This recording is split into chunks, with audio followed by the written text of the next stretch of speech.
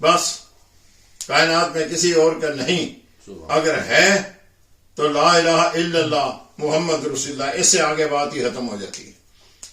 امام حسین علی مقام رضی اللہ تعالیٰ عنہ گھر بار کو چھوڑو. میں نے پچھلی دفعہ شاہد صاحب کے گھر بھی یہ گزارش کی تھی کہ مشورے دینے والوں نے کہا تھا کہ جناب ہم کرب و بلاغ میں آپ کے ساتھ جانے کے لیے تیار ہیں، لیکن نتیجہ کوئی نہیں نکلے گا، ہماری جانیں چلی جائیں گی. ہم جانیں دینے کے لیے بھی تیار ہیں. وہ بھی جانیں دینے سے حضور سید عالم صلی اللہ علیہ وسلم کے وقت کے اس وقت موجود تھے. وہ تو 66 ہجری کی بات ہے نا، تو سن 80 ہجری میں کئی بدری صحابہ کی امام اعظم نے زیارت کی جو سن 80 ہجری میں ولادت ہوئی جن کی، اور امام حسین رضی اللہ تعالیٰ عنہ کے سن 60 ہجری کے آخر میں تب تو بے شمار بدری صحابہ بھی موجود تھے، دیگر بزرگ صحابہ موجود تھے. کیا وہ جان دینے سے گریز کرتے تھے؟ نہیں. ہم قطعاً ایک لفظ بھی نہیں کہہ سکتے، یہ نہ سوچ سکتے ہیں کہ صحابہ کرام نے پیچھے قدم ہٹایا، وہ جانے دینے کے لیے تیار تھے. لیکن ان کی سوچ بے مثل و بے مثال تھی. لیکن جو آغوش بطول ہے جس نے دیکھنا یہ ہے نا، ایمان کے درجے ہیں یار، اور اس کو ناپا نہیں جا سکتا. لیکن قرآن نے جا بجائے اس کو ان درجات کو بیان کر دیا.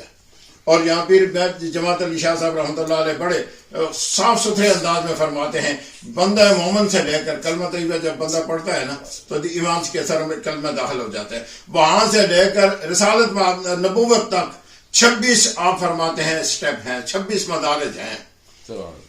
اب یہ کوئی کہہ دے چلو تابعین اور صحابہ کو تو بلند ترین مقامات پر دیکھیں نا آپ، اس کے نیچے جو 24 سٹیپ ہیں، جو 24 درجات ہیں، جن میں ولایت کے کئی درجات آ جاتے ہیں، وصیت آ جاتی ہے، قطبیت آ جاتی ہے، ابدالیت آ جاتی ہے، مومن کامل کے درجات آ جاتے ہیں. کیا آپ کہہ سکتے ہیں یہ بھی مسلمان ہے، یہ بھی مسلمان ہے؟ میرے نزدیک تو یہ فسق و فجور ہے. نہیں کہہ سکتے. یہ اس کا وہ اپنے درجے پر ہے، وہ اپنے درجے پر، وہ اپنے درجے پر، اور پھر تابعی اور صحابی، اور پھر خاص طور پر خلفائے راشدین، اور پھر وہ حضرات جو نفوس قدسی ہیں جن کے بارے میں رب نے یہ قرآن پاک نے نص قطعی سے فرما دیا کہ انما یرید اللہ لیذھب عنکم الرجس اہل الحجاج بسر نکر. خدا دانا ہے اچانک بیٹوں نے تار ہل جاتی ہے. بس انما یرید اللہ لیذھب عنکم الرجس اہل البیت ویطہرکم تطہیرا. پھر یہ بھی ایک درجہ ہے جو اور کسی کو نصیب نہیں.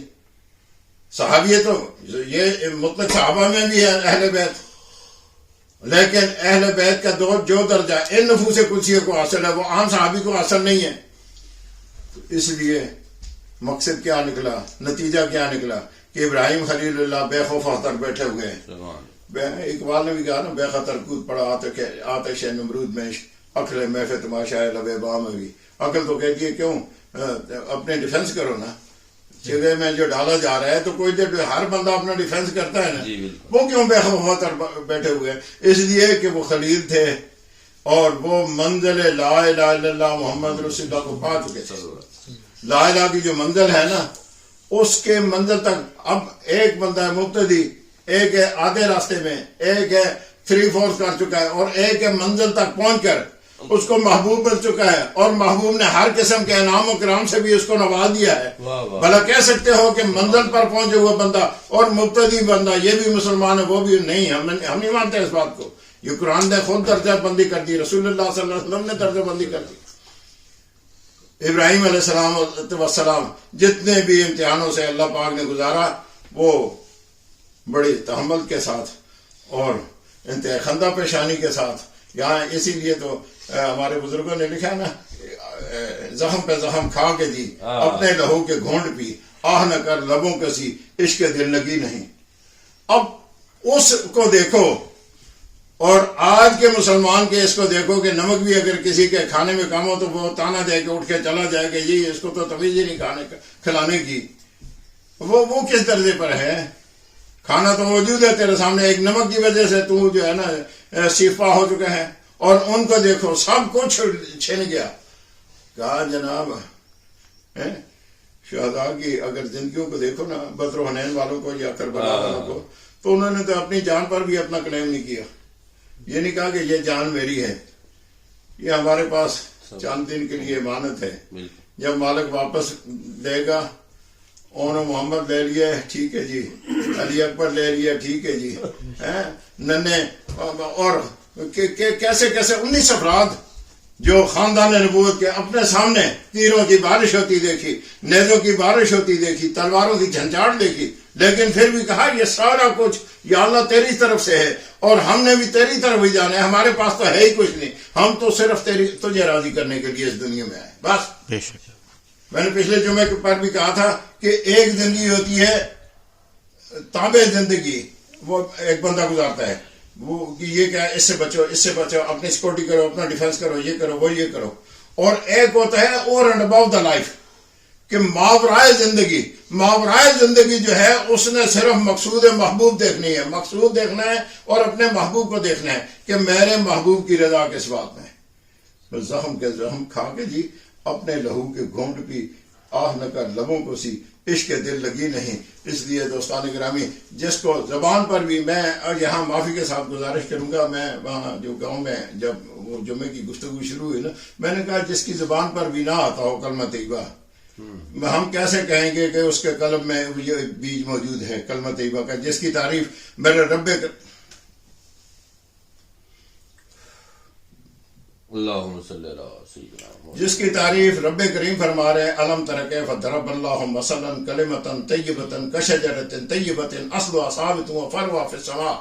رب کریم خود تعریف فرما رہا ہے اس کلمہ طیبہ کی، اور اس کی جڑ تیرے قلب میں کیا آ چکی ہے، قلب سے نکلی ہے وہ جڑ. رب فرماتا ہے یہ ایسا پودا ہے کہ جس کی شاخیں آسمانوں پر، جڑیں اس کی زمین میں، توتی اکلھا کل حین باذن ربھا، کہ یہ ایسا درخت ہے پھر سدا بہار پھل دیتا ہے. آج اعتراض تو کہتے ہیں داتا صاحب یہ ہو رہا ہے وہ ہو رہا ہے وہ ہو رہا ہے، یہ نہیں دیکھتے کہ 1500 بچیوں کا جہیز داتا صاحب کے خزانے سے ہر مہینے جا رہا ہے. 1500 تھوڑی سی بات ہے یار، کروڑوں روپے کے جوتوں کا ٹھیکہ. اس کا مطلب یہ مرد فقیر کے جوتی کا 1 سال کا ٹھیکہ کئی کروڑ وہ قوم کو دے رہا ہے مرد فقیر، جس کے پاس یہ پھل آ رہا ہے نا. قرآن پاک نے جس کو پھل کہا توتی اکلھا کل حین باذن ربھا، واہ واہ واہ سبحان یہ اللہ، سدا بہار درخت ہے. نعرہ تکبیر، اللہ اکبر، نعرہ رسالت، رسول یہ اللہ. سدا بہار درخت ہے. اب ایک بندے کی زبان پر نہیں آ رہا. میں ایک اپنے میرے عزیز ہیں ان کے گھر میں داخل ہو گیا، میں ٹائم رکھا ہوا تھا، ان کے بیٹے کی وہ تھی شادی پہلے ہو چکی تھی، بس ایک بہانہ بنا کے میں نے کہا یہ ہیں فاسق العقیدہ ہیں تو چلو یہاں بھی ذکر کا سلسلہ تو جاری کرنا ہے نا. تو میں نے ٹائم رکھ کے تو وہاں میرے ساتھ درویش بھی تھے، بابا مسئلے کی بات ہے، تو وہاں میں نے ان کو دیکھا تو یہ اتنی دڑگیں رکھی ہیں، بادشاہ امیر ہیں فلاں جماعت کے امیر ہیں جی امیر ہے جی امیر ہے. لیکن جب ذکر شروع ہوا تو پھر جلنے لگے. میں نے کہا بھی بات سنو، کیا میرے سامنے ایک ایسے بندے کا جنازہ آئے جو کلمہ طیبہ کا انکار کر کے کلمہ طیبہ پڑھتے وقت ہنس رہا ہو، شرعی طور پر میں پابند ہوں کہ اس بندے کا جنازہ نہ پڑھوں، کیونکہ اس کی زبان پر کلمہ طیبہ نہیں جا رہی، وہ ہنس رہا ہے، مذاق کر رہا ہے. سبحان رسول اللہ کے پیچھے 7 سال نمازیں پڑھنے والا عبداللہ بن ابی، اس نے کلمہ کا ذکر بھی کیا، نمازیں بھی پڑھی، حضور کے پیچھے نوافل بھی پڑھے، لیکن یہاں سے پڑھا، زبان سے پڑھا، دل سے نہیں پڑھا. دل سے نہیں پڑھا تو منافقین کا سردار کہلایا، دل سے نہیں پڑھا. اب ایک بندہ کیسے میں کہوں کہ زبان سے بھی نہیں پڑھتا، اس کے دل نے پڑھا، وہ کس درجے پہ آپ شرعی طور پہ بتا دیں جی، آپ فیصلہ مفتی بن کے آپ فیصلہ کر لیں کہ وہ کس درجے پر ہے. میں نے کہا میرے سامنے ایسے بندے کا جنازہ لایا جائے، شریعت مطہرہ مجھے اجازت نہیں دیتی کہ ایسے بندے کا میں جنازہ پڑھوں. واہ واہ، اور بیٹھے ہوئے وہ صاحبان تھے جو ہنسی مذاق کر رہے تھے ذکر کے ساتھ. ہم نے تو ذکر بھی کر لیا، وہاں سلام بھی پڑھا، وہاں درود بھی پڑھا نزدیت کے گھر میں، لیکن ان کو ہم نے ایک پیغام حق پہنچانا تھا کہ ہمیں سلف صالحین کی طرف سے، اپنے باپ دادا کی طرف سے، آبا و اجداد کی طرف سے یہ کلمہ طیبہ کا ذکر ملا. اسی لیے وہ سلطان کو فرماتے ہیں نا، کلمہ نال میں ناتی دھوتی، کلمہ نال بیائی ہو، کلمہ میرا پڑھے جنازہ، کلمہ گور سوائی ہو، کلمہ نال بہشتی جانا، کلمہ کرے صفائی ہو، ایتھی اتھی جوئیں جانے، کلمہ یہ دولت نہ کائی ہو. امام حسین علی مقام ہوں تو انہوں نے بھی یہ سفر کیا کربلا تک کا کلمہ طیبہ کی حفاظت کے لیے. داتا حجویری رضی اللہ تعالیٰ عنہ اگر غزنی سے اٹھ کے لاہور تک آئے تو کلمہ طیبہ کی خاطر ہی ہے. مجھے بتاؤ وہاں کوئی انہوں نے اپنی عمارتیں تعمیر کروائیں، وہاں کوئی بزنس شروع کیا، وہاں کوئی اور کوئی سلسلہ شروع کیا، بس جو بھی آتا جاتا کلمہ طیبہ کے اس بحر بے کراں کے اندر غوطہ دان کر دے. اور میں یہاں ایک بات کہتے ہوئے مبالغہ اس کو نہ سمجھیے، یہ حقیقت ہے کہ داتا حجویری رحمۃ اللہ تعالی علیہ نے راوی کے کنارے مسلح ڈالا تو پاکستان کی بنیاد رکھ دی. سبحان اللہ، بے شک. یہ بلا شک و شبہ یہ بات اور یہ فیصلہ کون یہ تجزیہ ہے کہ حضور داتا صاحب رحمۃ اللہ علیہ نہ آتے تو اس کفرستان میں کلمہ طیبہ کیسے ہوتا؟ کیسے علامہ اقبال نعرہ لگاتے کہ ہمارے پاس اتنے کروڑ مسلمان ہیں، ہمیں علیحدہ ملک چاہیے؟ کیسے نعرے لگاتے ہیں؟ کفرستان میں اگر بلند کیا جھنڈا تو کس نے بلند کیا؟ حضور داتا گنج رحمۃ اللہ تعالی علیہ. اس کے بعد مجدد ثانی آئے، اس کے بعد جناب حضرت میاں میر سرکار آئے، سلطان بہو آئے، اپنے اپنے حصے کی وہ جناب دین کی کام کرتے رہے. اور یہ بنیادی چیز انہوں نے درس تو بعد میں بنے ہوں گے یار، درس و تدریس کا کام تو بعد میں ہوا ہوگا، لیکن پہلا کام لوگوں کے دلوں میں، زبانوں پر بھی اور لوگوں کے دلوں میں بھی بیج بونا کلمہ طیبہ کا اصل کام یہ ہے. تو حضرات گرامی یہ آپ دیکھ لیں نا، جتنے بھی اولیاء کرام ہیں ان کی پہچان ہی کیا ہے. چاہے موڑا شریف کو دیکھ لیں، چاہے گوڑا شریف کو دیکھ لیں، چاہے بگار شریف کو دیکھ لیں، گلا شریف، او پہاڑوں میں کلمہ طیبہ کے آج بھی دیکھیں، جہاں جہاں فیض چل رہا ہے آج بھی دیکھیں. میرے حضرت صاحب رحمۃ اللہ علیہ فرماتے تھے کہ میں انہوں درویش نہیں منتا جڑا سویرے 4 نفل نہ پڑھ سکے تو کوڑی سر اٹھ کے کلمہ طیبہ کی زرن پہ نہ لاوے، پھر کدی درویشی کر رہے، پھر دکھاوے کر رہے. ابتدا کس سے ہوتی ہے؟ کئی بڑے بڑے فن خان میں نے دیکھے ہیں، رات کو بڑیاں ٹرا ماریاں، رات کو بڑے جو ہے نا محفلیں کی، اور سویرے جو ہے نا بڑی مشکل سے کہیں اٹھ کے جو ہے نا وہ بھی کسی کو دکھانے کے لیے اٹھ کے جو ہے نا نماز پڑھی، سنتے پڑھی، فرض پڑھی اور چل پئی، جی ہم بھی مسلمان ہوتے ہیں. نہیں، ابتدا جو ہے نا وہ تہجد سے ہوتی ہے، اور ابتدا صبح کی ضرب کاری سے ہوتی ہے، جو صدیق اکبر نے بھی کر کے دکھائی. بخاری اور مسلم میں دیکھیں نا، حضور سید عالم صلی اللہ علیہ وسلم نے معائنہ فرمایا، رات کے وقت تاریکی میں آپ صدیق اکبر تو بہت بلند دھیمی آواز سے کر رہا تھا، عمر بن خطاب تو بڑی اونچی آواز سے کر رہا تھا. اور جہاں عمر بن خطاب کا ذکر کر رہے تھے نا، میں نے ایک حاشیے میں پڑھا کہ وہاں دیوار کے ساتھ ایسے سیاہی لگ چکی تھی آپ کے سانس کی، لا الہ الا اللہ جب کہتے ہیں وہاں کھڑے ہو کے جی، تو آپ کے سانس کی وہاں مطلب ہے سانس لگ کے نا وہاں جگہ سیاہ ہو چکی تھی. کلمہ طیبہ کا ذکر اس انداز میں آپ کرتے تھے. تو حضور نے فرمایا صدیق تو ذرا اونچی آواز سے کہا کرنا، عمر تو ذرا آہستہ آواز سے کہا کرنا. سبحان اللہ، نعرہ تکبیر، نعرہ رسالت، نعرہ تحقیق.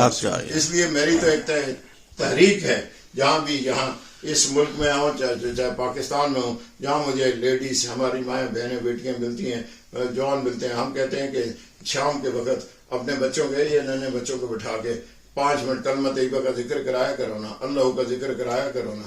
آپ کی یہ دیواریں پیاسی ہیں اللہ کے ذکر کے لیے، آپ کی یہ دروازے جو ہے نا یہ پیاسے ہیں کلمہ طیبہ کے ذکر کے لیے. یہ اگر ساتھ گیا نا، میں سو جاؤں یا مصطفیٰ کہتے کھلے آنکھ صلی قبر میں آنکھ کھلے نا تو پھر بھی صلی اللہ کے ترانے ہماری زبانوں پر ہوں، پھر قبر سہانی ہوگی، پھر جنت کے باغوں میں سے ایک باغ بن جائے گا. اللہ ذوالجلال والاکرام استقامت کی توفیق عطا فرمائے.